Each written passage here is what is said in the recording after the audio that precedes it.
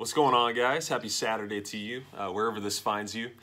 I just wanted to pop on here and share some encouragement with you today from just my time in the Word. And actually, this is going to come from Ecclesiastes 11, verses 1 through 5. And full disclosure, before even talking about the verse or thoughts I had from it, I'm a person, I love to have predictability. I love to have routine and structure and a plan and just work that plan, right? And I think this season has forced me to kind of look inwardly and reevaluate a lot of different things. And so this verse really stood out to me in that way. This passage, Solomon is talking about here where in season we're supposed to take whatever we have and use it for good. And not just for our good, but for the good of those around us. And so this part I'm going to talk about is specifically verse 5. And I'm going to break it down into two parts. So the first part says this: you do not know the path of the wind. And that word wind is actually the Hebrew word ruach. And if you see a couple different ways that this can be used in the book of Genesis, it can be breath or even spirit can be translated as spirit. And so if you read it a different way, you do not know the path of the Spirit, right?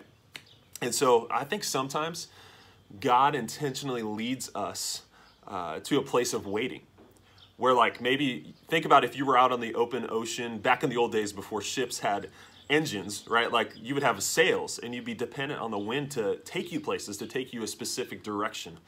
And when the wind comes back, like you might be sitting there, but you got to be ready to move. And so times like now where it can really feel like we're just sitting out in the open ocean waiting, like we have no ability to move. But when the wind comes back, we can do one of two things. We can kind of be caught sleeping and in turn miss the wind entirely.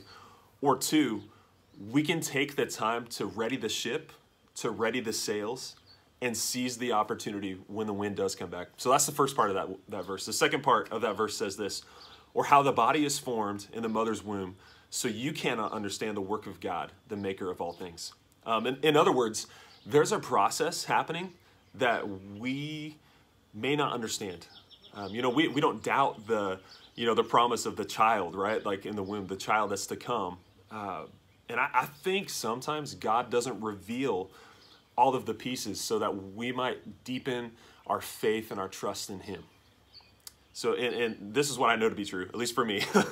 God isn't always going to do things that are convenient for us or even safe for us. But God will always do the things that are best for us, whether we know it or not. And so my encouragement to you today is to just be ready. Whatever that looks like for you, take this time to ready yourself for wherever the wind is going to blow when this thing comes back, once this season is done. And even just embrace this season, even though it might be painful. So God is calling you up into something greater. And the question is, will you be ready? And so, guys, I hope this can be an encouragement to you. I know it is for me, and I hope you take this season and you're just able to ready the sails and be able to move. Hope you guys have a good day. See you soon.